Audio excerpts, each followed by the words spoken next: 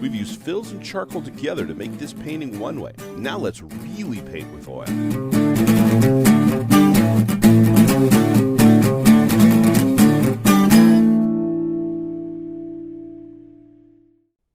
Oil paint is the last type of brush you will encounter, a mixing brush.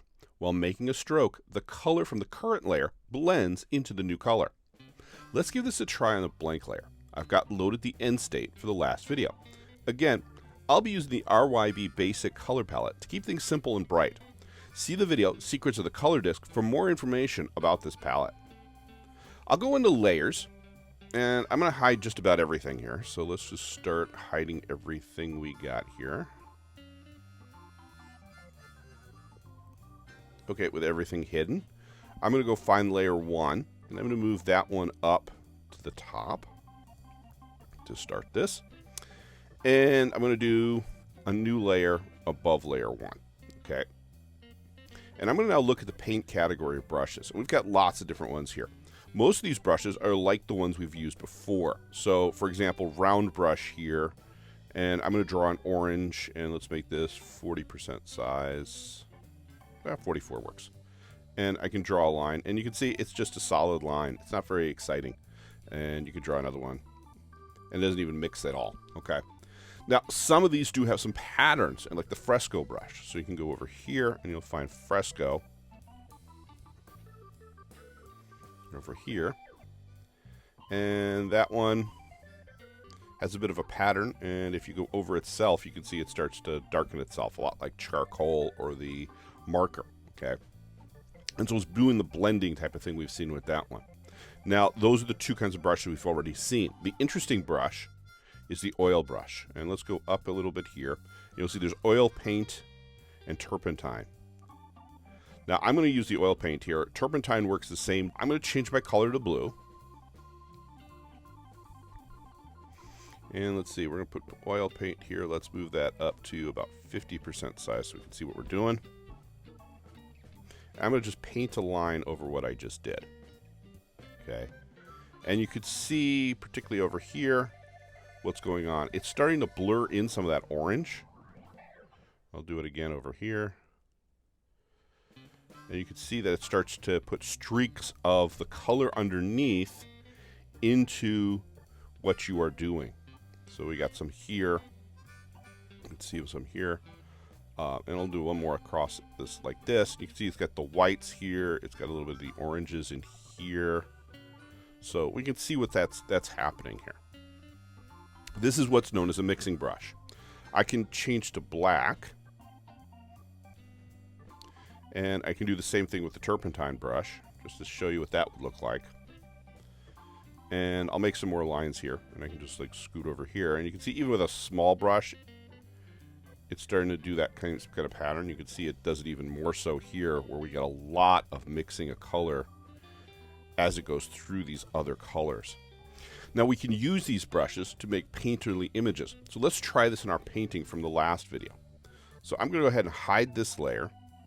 And I'm going to set up layer 1 by checking on that layer. And I'm going to make some changes to it, because I'm going to paint directly below this. It's going to be a guide layer this time.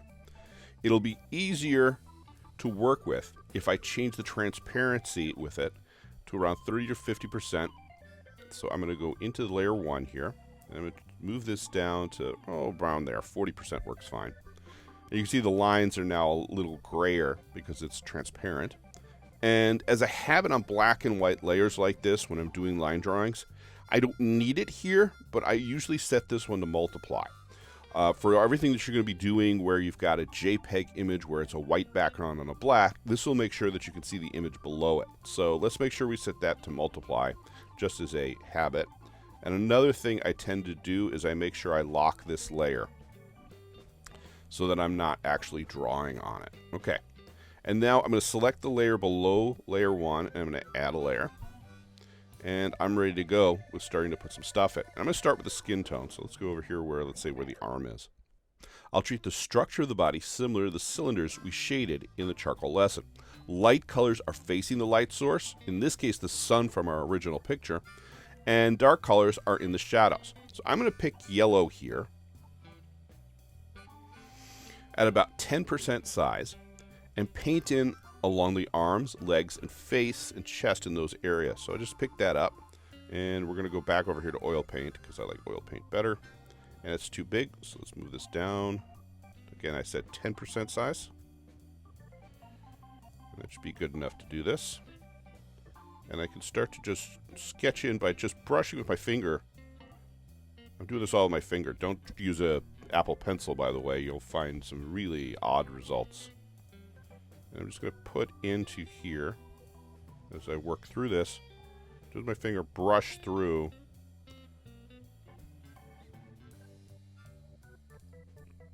some area. So just like that. That's all we're going to need for this, okay? And I'm not using masks here. That way it'll give me a more painterly look, so things will go over the rough edges, and we're just using these lines that we have here to get the basic shape of the figure. I'm going to go ahead and pick orange as my mid-tone and start painting in some mid-tone areas in the middle.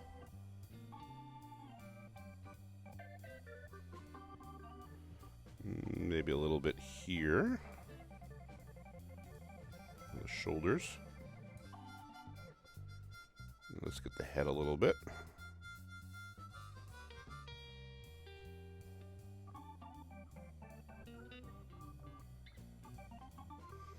Now let's get in some leg work here.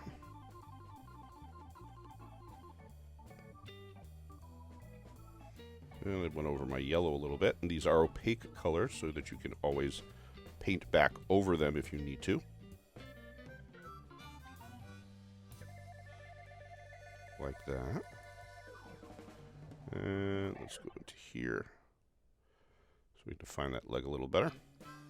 Okay, so I got that far. Now I'm going to do the same thing again with brown. And I can go ahead and do the darks in here. And as I'm doing this, I'm going to do a couple strokes over this, but you can also notice that if you stroke a couple times, it starts mixing colors. So you can do that, and tend to do that with a little bit smaller brush. So if I do it down here, you can see it starts mixing them in a little bit, but I'm going to go back to 10%, just brush this in quickly.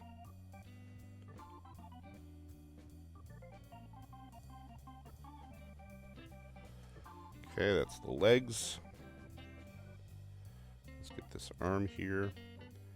And there might be a little bit here. Okay.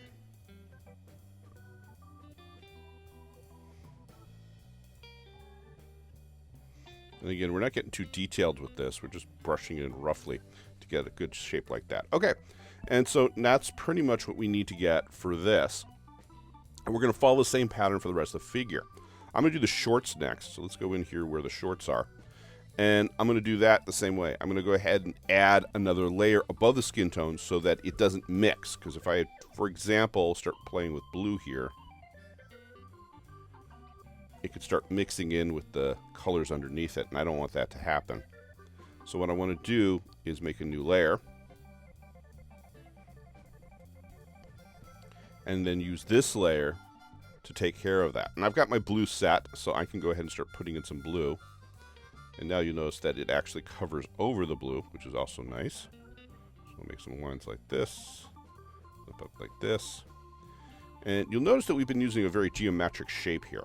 One of the things I can do with masking off is I can go outside the lines, and I can paint outside the lines, and I get myself a much more curvy shape for the hips here by doing that. Okay, and I've got myself, let's do a little bit more over here. I've got myself a nice pair of shorts. I'm going to put some tone on this, and so if I go over here, let's go into the color wheel. I'm going to use some analogous colors here. So I'm going to use a lighter color is going to go more to green.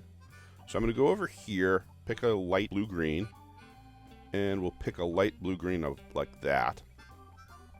And then I'll use that to shade in a little bit along the leg here, pretty much following where the yellow was to get some nice light on the shorts. I'm going to do the same thing. I'm going to go back to blue, and I'll pick something over here and do the same thing with a darker color.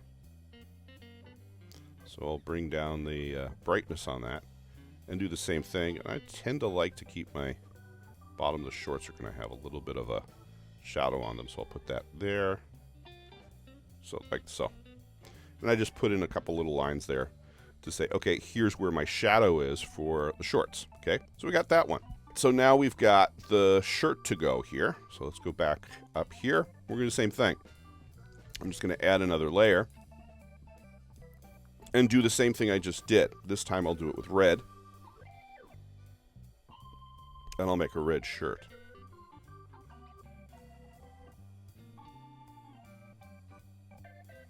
And I can just brush in the shirt here.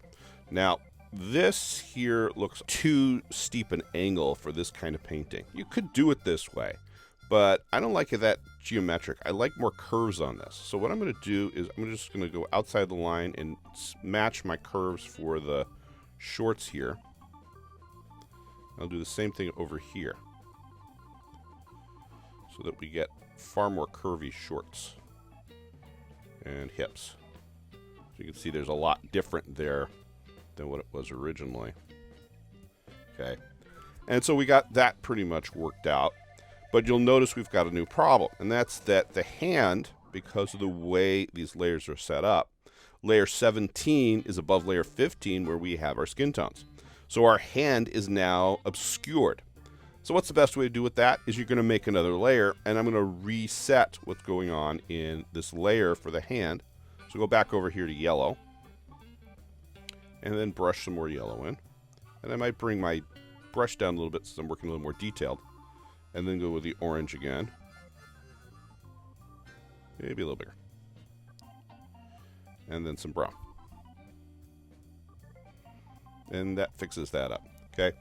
And now I got a little too much on here. I want to clean it up. I can do a little bit of cleanup here. And maybe bring down my eraser size a bit so it's got a little more detail. Of course, I can use a mask to do this as well, but there we go. So that makes it a little better. And you can start to see what we got here. Let's put a little bit more yellow on that.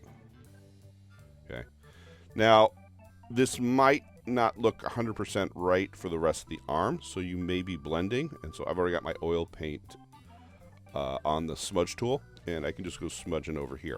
Be careful with smudges, though, because if you look over here with the hand, if I smudge with the hand, it turns red. Okay, even at a small size, it'll do that. And that's because smudges will always take the colors that are underneath. So unless you've piled up a ton of colors, the red, even though it's on another layer from the shirt, is going to bleed into this hand. So be a little careful about when you're using the smudge tool when you're working in this kind of media. So make sure you have enough of a layer of what color you want underneath before you start smudging. All right, now I've ignored the middle part here, this chest, intentionally, and that's because I'm going to go back over here and do a little bit more work with the shading of the shirt, and I want to get that shading done first before I do that cutout of the skin tone chest. So let's go over here and go back to red. I'm also going to change my layer again back to layer 17 where I had my shirt. And we're going to start working with the shades and shadows on this shirt now that I've fixed that hand. And let's go over here. I'm going to use the analogous colors. I did that with the shorts, and I'll do it here too. But like I said, I'm going to use analogous colors where I have one that's bright and one that's dark. So it works even better this way because we've got a lot of contrast on them. So for my light one, I'm going to go towards yellow. So we'll make it an orangey color. And we'll pick something over here where we've got, let's pick a little bit higher brightness and a little less saturation. And there we go for that one. And I can start brushing that in. Okay. So we get some of that. And I'm going to start to define some of the female chest here, like so. So we can start to see some of the shadowing and shading that'll be come up with breasts right in here. And then let's go over here and do the same thing. So I'm going to go back to my red and say, okay, I'm going to go over here a little bit. But I'm going to drop down to a low brightness to get the saturation for this. And this time, you notice that if I'm brushing over here, because that hand is on top, it solves all our little problems with it obscuring because it's on top of the shirt. All right, so we've got that now set. I'm going to do maybe a little bit more of this color here. So I'm going to sample it and put it in like that. And I'm going to sample my reds. Clean that up a bit. Okay. So we've got that far And that leaves us with this little bit in here. So I'm going to make another layer. And given the shadows I put on the shirt, I can now define this area easily. So I'm going to go back over here to yellow. And I'm on my layer 19. And I can start to put in a little bit there. Let's go to a brown over here. And those areas now match the areas I put on the shirt. Okay. And then I can put orange in here. And that looks good. Now you notice I went over the lines here because I was being messy. I can change that by taking layer 19. And now that I've set it up, I can put it under layer 17. And that goes away. All right. Now let's zoom back out here again. And it's looking pretty good. I mean, we've got a nice painted figure here. You can also look at this painted figure a little differently by turning off layer 1 so you get rid of the reference. And now it's looking even more like a painted figure since we're not getting all the suggestions of lines. Let's put back in our background. So we can go down here to starting about layer 5 and put all those background pieces in. And you can see you're getting a really interesting piece here. Now there's some little bits of detail we're still having some problems with. There's a couple places. One of the big ones is right here on the face and the hand up here. Those yellows and oranges are mixing with the background a bit. You can also see that we're getting through you can see the blue line getting through of the sea, getting through this because we didn't put enough paint on here. Now you can go back and paint on many of these other layers. I often will put a highlighting layer in here. So let's go back up here to where layer 18 is and put as the very top layer of what we got, this layer 20. And I'm going to actually go into white, bring down my brush size to about 4, and start brushing in a few places where we have some extra light that's coming through. And so those are my highlights, like so. I might have another one, maybe one here, and a little bits on the shorts here, not as much. And now I'm just going over all the areas and just saying, okay, here's my whites for my highlights. I might see a little bit on the top of the knees. Okay. And so we got those in. I'm going to do the exact opposite, and I tend to use the dark gray that we have, the blue gray, and I can go back in here and add a little bit of that to just say, okay, these are definitely shadows. Okay. I might do one of those for the knee, for example, like that, so that I have some idea where that knee is. I can dump a little bit of it here. I might get into that arm a bit, and so forth. Okay, so we can now start to get that like so. And there we go. And so that's the basics of painting oil in Procreate. You've got yourself a really nice looking image of a painted figure on our beach that we had made in the previous video. So the key here is to use base layers with some colors blending, and when you don't want colors to blend, to use a separate layer, such as I did here with the clothes in this piece. And that brings us to our challenge. I have 6 line drawings, including one for this image. Pick 1 or 2 and try painting with colors. Experiment with other color combinations we've talked about in these videos. Also, a word of caution, when you download them, they are JPEG, so remember to set the line layer to multiply to see anything. You can also try to use shapes in any reference photo to make your own outline. Now, I didn't include backgrounds, so you can add a sunrise, sunset background as we discussed in a previous video. We've discussed most of the color and layer features of Procreate, and for the first 31 videos we've seen, I've used my finger to draw. In the next lesson, we'll discuss how to use a stylus and, more importantly, the Apple Pencil. We'll discuss when to use it and when not to use it. So be sure to hit subscribe to get every episode. The next one is one you won't want to miss.